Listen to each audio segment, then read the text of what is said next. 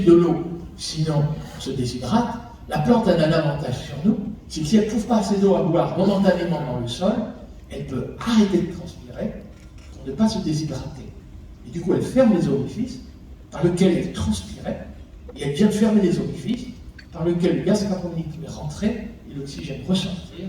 C'est-à-dire votre maïs au mois d'août, s'il n'est pas irrigué, ben ça ne sert à rien. Le soleil tombe, il y a beaucoup de soleil, la feuille est verte, et pourtant, la plante cesse de transpirer en attendant la prochaine pluie. On appelle ça résister au stress hydrique, dans notre jargon. Et la plante, pour résister au stress hydrique, arrête de transpirer, et même s'il y a du soleil, et même si ça recouvre la totalité du sol, c'est pas génial. Et du coup, vous savez ce qu'on fait en général à ce moment-là? Ben, on commence à irriguer, et j'ai observé tout à l'heure, j'ai écouté Florence, je veux dire, j'ai cru comprendre qu'effondrer les nappes phréatiques, de puiser trop d'eau dans les ruisseaux et qu'il n'y ait plus de poissons, franchement, c'est pas génial. Moi, ce que je vous suggérerais, si vous en êtes d'accord, que nous fassions l'usage intensif à l'hectare de l'eau de pluie, la seule qui nous est donnée gratuitement.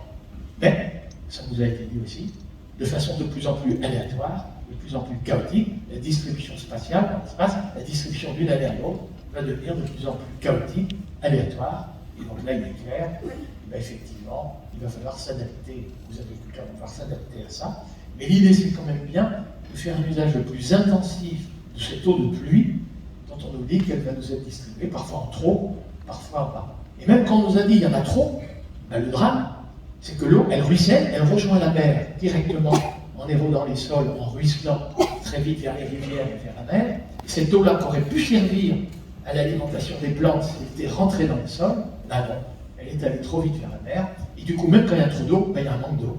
Quand, quelques semaines après, on en a besoin, une eau qui n'a pas été mise en réserve dans le sol. Donc moi, ce que je vous suggère, c'est que désormais, toute eau de pluie, je l'ai dit, toute eau de pluie, plus rien ne doit ruisseler. On va remettre des haies. J'ai du succès dans le bassin parisien. La couverture végétale, le petit filet d'eau qui coule, il est arrêté par une tige, par une racine, par une feuille morte, il finira par s'infiltrer. Donc la couverture végétale, ça empêche l'eau de ruisseler trop vite. On va tout faire pour que l'eau soit emmagasinée dans le sol, pour que quand il y a un stress hydrique, ben non, justement, il y ait de l'eau en réserve. Quand il y a un moment de canicule, un moment de séchage, il y ait de l'eau en réserve dans le sol, à hauteur des racines. On doit favoriser l'infiltration de l'eau, on empêche les ruissellements. Urgence. Ce que j'entendais tout à l'heure, il y avait quand même un peu un propos, est-ce qu'on ne pourrait pas commencer dès maintenant? Et puis j'entendais que Milos, etc., 30 ans après, il disait ouh là là, on a peut-être pris du retard. Donc, non, c'est dès maintenant. On va empêcher le ruissellement, dès maintenant, s'il vous plaît. Voilà. Alors, il faut que le sol soit poreux.